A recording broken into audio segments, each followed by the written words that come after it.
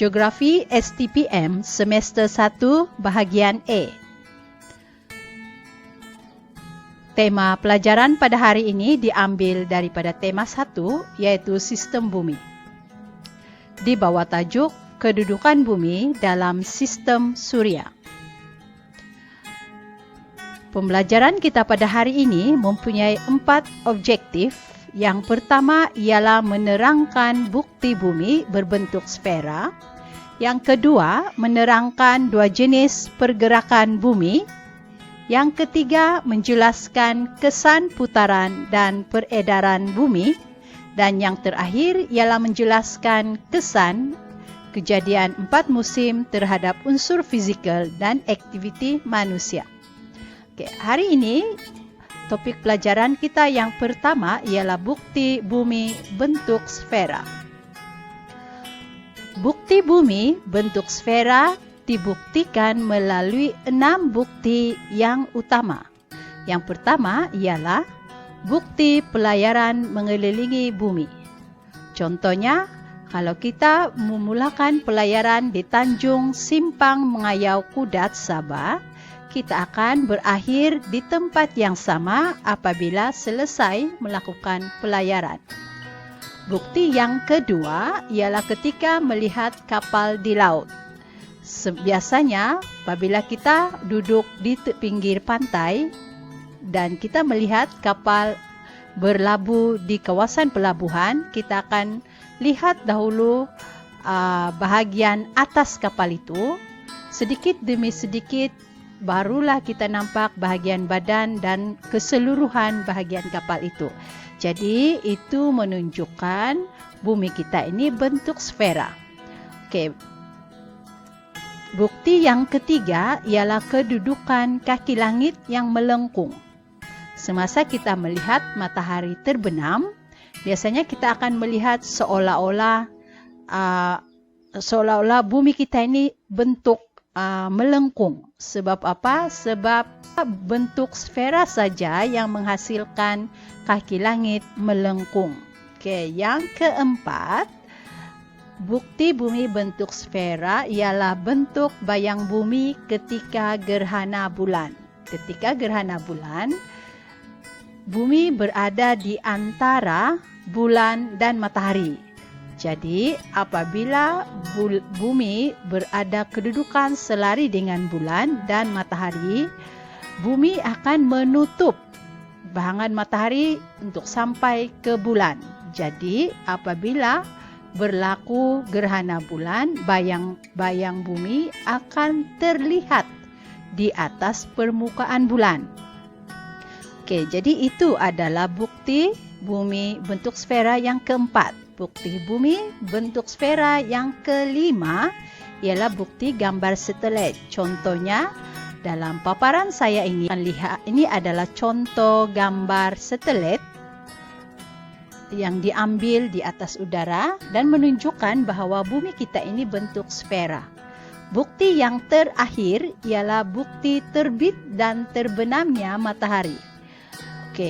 Kalau kita tengok, biasanya mereka yang suka melihat matahari terbit dan matahari terbenam, waktu matahari terbit dan terbenam itu adalah berbeza mengikut kawasan. Contohnya kalau sekarang di tempat saya, kami akan melihat matahari terbenam itu dalam lebih kurang pukul 6.30. Jadi pada waktu 6.30 di tempat saya di Kudat, Sabah, tempat-tempat lain mungkin belum lagi mengalami waktu.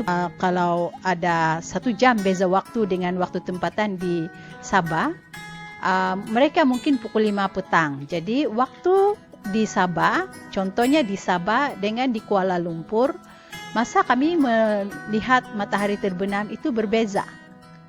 Kalau di Sabah kami akan melihat matahari terbenam itu pada jam 5.30. Tetapi kalau di Kuala Lumpur, biasanya 6.30 itu barulah mereka mula melihat matahari itu terbenam perlahan-lahan. Jadi itu tadi yang kita sudah belajar, 6 bukti bumi bentuk sfera. Seterusnya kita akan belajar jenis pergerakan bumi. Ini adalah objektif kedua pembelajaran kita. Oke, bumi bergerak dalam dua cara. Yang pertama sekali ialah putaran bumi pada paksinya. Yang kedua ialah peredaran bumi mengelilingi matahari. Jadi ada dua pergerakan bumi dalam sistem suria. Seterusnya kita belajar putaran bumi pada paksinya. Putaran bumi pada paksinya berlaku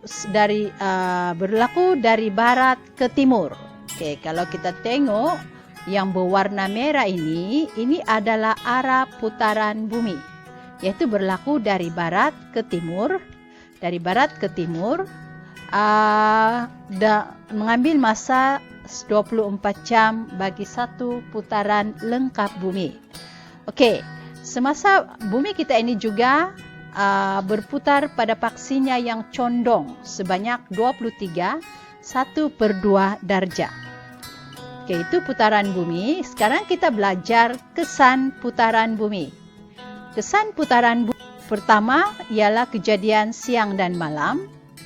Kedua ialah kejadian air pasang surut. Ketiga ialah kejadian perbezaan waktu tempatan. Dan yang terakhir ialah pembiasan angin lazim.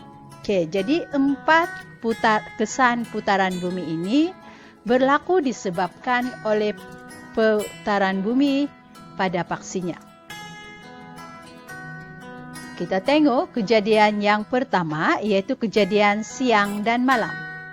Kejadian siang dan malam ini berlaku apabila kawasan yang menghadap matahari akan mengalami waktu siang. Kawasan yang terlindung daripada matahari mengalami waktu malam. Kesan kedua putaran bumi ialah kejadian air pasang surut. Kejadian air pasang surut ini ada dua jenis, yaitu kejadian air pasang perbani. Air pasang perbani ini seperti dalam gambar. Pertama, kejadian air pasang perbani ini berlaku apabila matahari, bulan, dan bumi berada pada kedudukan selari. Bila mereka berada pada kedudukan selari, menyebabkan tarikan graviti matahari dan bulan ke atas air di atas permukaan bumi menjadi sangat tinggi. Jadi apa berlaku ketika ini? Berlaku air pasang yang paling tinggi. Biasanya air pasang perbani ini berlaku pada awal bulan dan juga pada bulan penuh. Berarti dalam sebulan air pasang perbani berlaku 2 kali, yaitu pada awal bulan dan juga pada ketika bulan penuh. Air pasang yang kedua dipanggil sebagai air pasang anak. Air pasang anak ini adalah air pasang yang berlaku setiap hari. Jadi air pasang anak ini adalah air pasang biasa. Oke, berlaku ketika matahari, bumi dan bulan berada pada kedudukan 90 darjah. Jadi ini adalah air pasang yang berlaku hampir setiap hari, kecuali kalau pada awal bulan dan pada bulan penuh. Oke, seterusnya kita belajar kesan putaran bumi yang ketiga, yaitu perbezaan waktu tempatan. Perbezaan waktu tempatan ini berlaku disebabkan oleh perbezaan kedudukan longitud. Kedudukan longitud ini ialah garisan yang daripada kutub utara hingga ke kutub selatan. Ini adalah garisan longitud.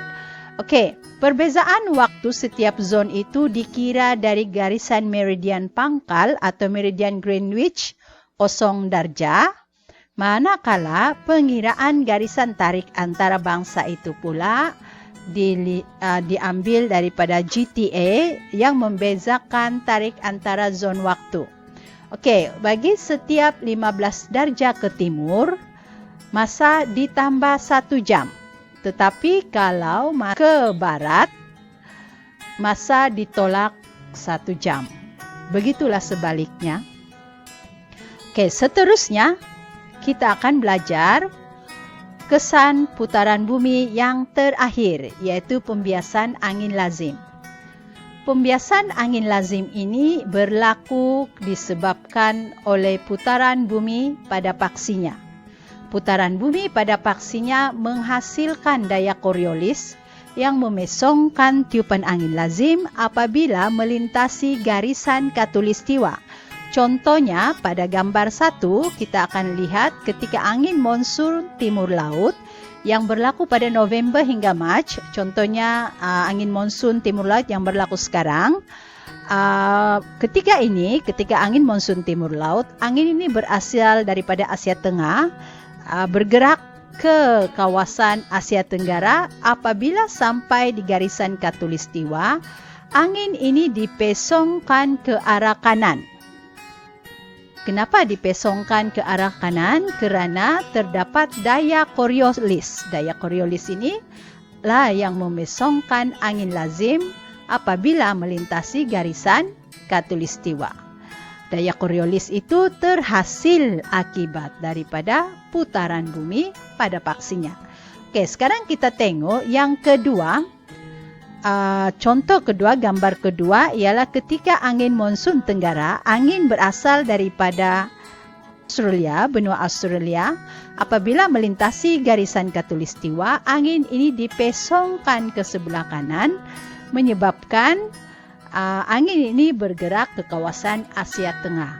Oke, contoh yang saya bagi di sini ialah contoh tiupan angin monsun timur laut akan dipesongkan ke kanan apabila melintasi garisan khatulistiwa. Oke, kita boleh tengok gambar di sini. Oke, itulah tadi 4 kesan putaran bumi pada paksinya. Seterusnya kita akan belajar peredaran bumi. Peredaran bumi ini berlaku apabila bumi mengelilingi matahari mengikut orbitnya yang berbentuk elips atau bujur. Oke, pada waktu bumi mengelilingi matahari, bulan juga mengelilingi bumi, dan bulan mengelilingi bumi mengikut orbitnya sendiri. Oke, pergerakan bumi mengelilingi matahari ini mengikut arah lawan jam. Oke, satu putaran lengkap bersamaan dengan 365 hari, 1/4 hari. Maksudnya, setiap 4 tahun akan ada tahun lompat, di mana tahun keempat terdapat 366. Oke, sekarang kita akan belajar kesan peredaran bumi. Kesan peredaran bumi mengelilingi matahari memberikan 5 kesan utama. 5 kesan utama itu ialah yang pertama, berlakunya kejadian 4 musim. Kesan yang kedua ialah kejadian gerhana bulan dan gerhana matahari. Kejadian yang ketiga ialah kejadian waktu siang dan malam tidak sama panjang mengikut kawasan. Oke, yang keempat, kesannya ialah perbezaan ketinggian matahari tengah hari, dan kesan yang terakhir ialah kejadian perihelion dan aphelion. Mari kita belajar kesan kejadian pergerakan bumi mengelilingi matahari yang pertama, yaitu kejadian gerhana. Kejadian gerhana ini berlaku apabila bulan, matahari, dan bumi berada pada kedudukan yang selari. Contohnya, kejadian gerhana matahari berlaku apabila bulan berada di antara bumi dan matahari pada kedudukan yang selari. Boleh lihat dalam gambar yang saya serta dalam slide. Oke, kejadian gerhana bulan pula berlaku apabila bumi berada di antara bulan dan matahari pada kedudukan yang selari. Oke, ini adalah kejadian gerhana bulan di mana bulan dan matahari serta bumi berada pada kedudukan selari, dan bumi ini berada di tengah-tengah antara bulan dan matahari. Jadi menyebabkan berlaku kejadian gerhana bulan. Seterusnya, kesan yang kedua, peredaran bumi mengelilingi matahari ialah kejadian panjang siang dan malam yang tidak sama. Kejadian siang dan malam yang tidak sama ini berlaku ketika solstis musim panas dan solstis musim sejuk. Semasa solstis musim panas 20 Jun, pancaran matahari tegak di garisan sartan seperti dalam gambar yang dilampirkan. Ketika solstis musim panas pada 21 Jun, pancaran matahari tegak di garisan sartan, menyebabkan apa berlaku pada ketika ini kawasan hemisfera utara menerima siang lebih panjang daripada hemisfera selatan. Kawasan kutub utara mengalami 24 jam siang dan kutub selatan mengalami 24 jam malam. Mengapa ini berlaku? Kalau kita perhatikan dalam gambar, perhatikan garisan warna biru. Garisan warna biru ini menunjukkan kawasan yang menerima matahari pada masa solstis musim panas, yaitu 21 Jun. Apa yang berlaku pada ketika ini?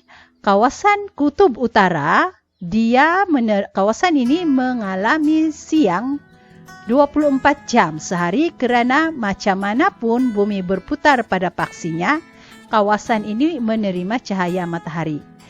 Tetapi ada di sini tidak menerima bahangan matahari sepanjang tempo solstis musim panas. Sekarang ini, bulan November, di Barrow, Alaska,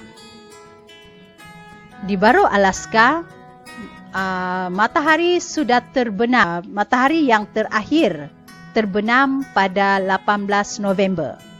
Dan matahari ini terbenam selama 67 hari. Maksudnya dia tidak akan ada sinaran matahari selama 67 hari. Matahari akan terbit semula pada 23 Januari 2021. Berarti ini adalah salah satu kawasan yang terletak hampir dengan kawasan kutub utara. Tapi kalau di kawasan kutub utara, kawasan itu akan mengalami 3 bulan malam pada ketika November hingga Mac. Inilah suasana di Alaska sekarang yang berada hampir dengan kawasan kutub utara. Oke, seterusnya kesan yang ketiga yaitu perbezaan ketinggian matahari. Perbezaan ketinggian matahari ini berbeza mengikut kedudukan bumi ketika mengelilingi matahari. Contohnya, semasa ekuinoks musim bunga dan ekuinoks musim luruh, pancaran matahari itu tegak 90 darjah di garisan khatulistiwa. Berarti pada waktu ekuinoks musim bunga dan musim luruh, kawasan-kawasan yang terletak di garisan khatulistiwa akan mengalami pancaran matahari tegak. Tetapi pada masa solstis musim panas 21 Jun, pancaran matahari tegak di garisan sartan. Ini berarti semua kawasan di dunia akan menerima pancaran matahari serong kecuali di kawasan yang terletak di garisan sartan pada masa solstis musim panas. Begitu juga semasa solstis musim sejuk, yaitu bermula pada 22 Desember, pancaran matahari tegak di garisan jadi. Apa berlaku pada waktu ini ialah semua kawasan di dunia akan menerima pancaran matahari serong pada waktu tengah hari, kecuali di kawasan garisan jadi. Jadi perbezaan ketinggian matahari ini juga disebabkan oleh peredaran bumi mengelilingi matahari. Kesan yang keempat ialah kejadian perihelion dan aphelion. Kejadian perihelion dan aphelion ini berlaku disebabkan oleh pergerakan bumi mengelilingi matahari di dalam orbitnya yang berbentuk elips atau bujur. Ketika aphelion, bumi berada paling jauh daripada matahari, yaitu kira-kira 152 juta kilometer. Tetapi pada masa perihelion ini berlaku pada bulan Januari, kita berada paling dekat dengan matahari, yaitu sejauh 140 juta kilometer. Jadi kejadian perihelion dan aphelion ini disebabkan oleh peredaran bumi mengelilingi matahari pada orbitnya yang berbentuk elips. Akhir sekali, kita akan belajar kejadian 4 musim. Kejadian 4 musim ini merupakan kesan terakhir pergerakan bumi mengelilingi matahari. Kejadian 4 musim ialah yang pertama ialah musim sejuk atau winter. Yang kedua ialah spring atau musim bunga, summer atau musim panas, dan autumn atau musim luruh. Ini adalah contoh gambar autumn di England yang diambil oleh kawan saya yang berhijrah di England. Ini kelihatan suami dan anak-anak dia sedang buat hiking. Kemudian ini adalah keadaan winter di Switzerland. Ini gambar saya ketika berada di Switzerland. Masa ini adalah musim winter. Jadi apa yang berlaku, permukaan bumi diliputi oleh salji. Mari kita tengok bagaimana kejadian 4 musim itu berlaku. Kejadian 4 musim ini berlaku apabila bumi beredar mengelilingi matahari. Kedudukan bumi yang pertama ialah dipanggil sebagai equinox musim bunga yang berlaku pada 21 Mac. Pada ketika ini, pancaran matahari tegak di atas garisan khatulistiwa. Jadi apa yang berlaku? Kawasan hemisfera utara akan mengalami musim bunga, manakala kawasan hemisfera selatan akan mengalami musim luruh. Kedudukan bumi yang kedua pula dipanggil sebagai solstice musim panas. Solstice musim panas berlaku pada 21 Jun. Pada 21 Jun, pancaran matahari tegak di kawasan di garisan selatan. Ini menyebabkan hemisfera utara akan mengalami siang lebih panjang, tetapi di hemisfera selatan mengalami malam lebih panjang. Jadi ketika inilah akan berlaku di kawasan kutub utara akan mengalami 3 bulan siang, manakala kawasan kutub selatan akan mengalami 3 bulan malam. Seterusnya kita akan belajar kedudukan bumi yang ketiga, yaitu dikenali sebagai equinox musim luruh yang berlaku pada bulan 23 September. Pada masa ini pancaran matahari tegak di garisan khatulistiwa. Pada waktu ini, pada bulan September, kawasan kutub utara akan mengalami musim luruh, manakala kawasan hemisfera selatan atau kutub selatan akan mengalami musim bunga.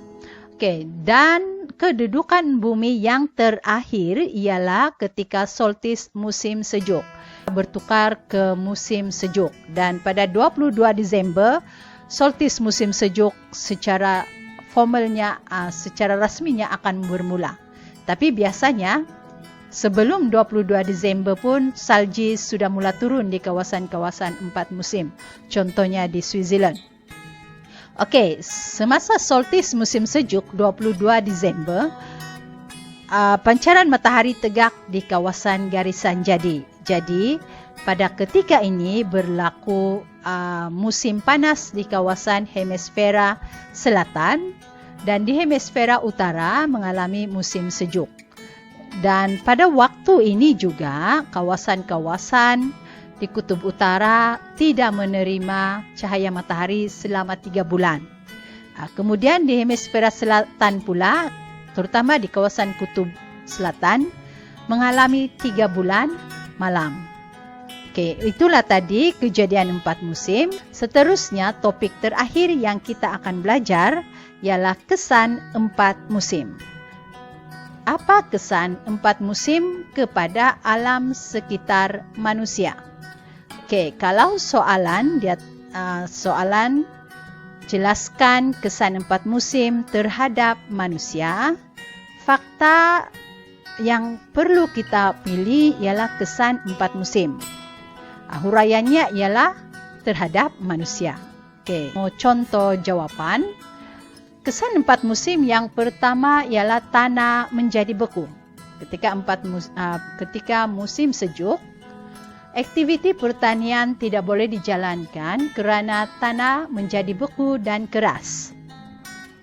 Okey, kesan 4 musim yang kedua ialah suhu menjadi sangat sejuk.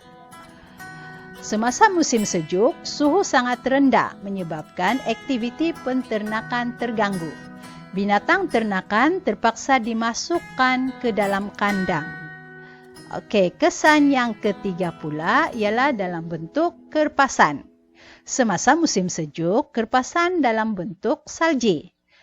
Oleh itu, aktiviti pelancongan yang boleh dilaksanakan pada ketika itu ialah sukan luncur ais. Kesan yang keempat ialah getah kayu jadi kering. Apa berlaku apabila getah kayu jadi kering? Semasa musim sejuk, batang kayu jadi ringan, menyebabkan mudah diangkut kerana getah kayu menjadi kering, menyebabkan aktiviti pembalakan mudah dijalankan. Okey, yang kelima ialah air laut membeku. Kesan yang kelima ialah air laut membeku. Ketika musim sejuk, air laut jadi beku, menyebabkan aktiviti perikanan terganggu kerana kapal nelayan tidak dapat bergerak. Okey, seterusnya kita akan belajar kesan 4 musim terhadap fizikal. Persekitaran fizikal atau terhadap fizikal. Okey, bila soalan kesan 4 musim terhadap fizikal, ini 4 komponen bumi. Yang pertama geomorfologi, kedua atmosfera, ketiga hidrologi dan keempat ekologi. Jadi cadangan jawapan ialah kesan 4 musim terhadap fizikal ialah berlakunya lulu hawa fizikal. Contohlah lulu hawa fizikal. Okey. Ketika berlaku perubahan musim daripada musim luru kepada musim sejuk, tindakan ibun sangat giat berlaku kerana air di rekahan-rekahan batu bertukar menjadi pepejal. Daripada cecair menjadi pepejal dan menyebabkan rekahan batuan akan bertambah besar kerana semasa cecair bertukar menjadi pepejal menyebabkan air tersebut mengembang dan menolak rekahan di antara rekahan batuan, menyebabkan lama-kelamahan batuan akan pecah. Selain daripada itu, 4 musim juga menyebabkan gerakan jisim. Macam mana gerakan jisim berlaku? Ialah apabila berlaku perubahan musim daripada musim sejuk ke musim bunga. Ketika musim sejuk berakhir, permukaan ais yang melitupi kawasan pergunungan akan mula cair. Jadi apa berlaku? Permukaan yang berais itu akan mula cair dan menuruni bukit. Dan ini dipanggil sebagai gerakan glasier. Okey, kesan 4 musim terhadap fizikal yang seterusnya ialah terhadap suhu. Okey, ketika musim sejuk, suhu di kawasan 4 musim adalah sangat sejuk. Ada yang mencecah sehingga -5, -10 darjah Celsius. Kerpasan pula dalam bentuk salji. Okey, kalau kita tengok kesan 4 musim terhadap fizikal, yang terakhir ialah terhadap ekologi. Okey, semasa kejadian 4 musim, contohnya ketika musim sejuk, rantaian makanan itu terganggu. Macam mana dia terganggu? Kerana pada waktu musim sejuk, tumbuhan atau rumput akan menggugurkan daun dan kalau rumput-rumput dia akan mati. Bila rumput ini mati, apa berlaku? Pengguna primer kehilangan sumber makanan. Jadi apabila pengguna primer tidak mendapat makanan, seterusnya mengganggu kepada rantaian makanan. Kesan 4 musim juga boleh menyebabkan fauna kehilangan habitat. Kalau ketika musim sejuk, biasanya kita akan lihat penghijraan burung secara besar-besaran ke kawasan yang lebih panas. Juga berhijrah kerana ketiadaan habitat yang sesuai di tempat asal mereka. Itulah tadi kesan 4 musim terhadap fizikal. Itu sahaja pelajaran kita pada hari ini. Semoga bahan yang dikongsikan ini membantu Anda. Sekian dan terima kasih.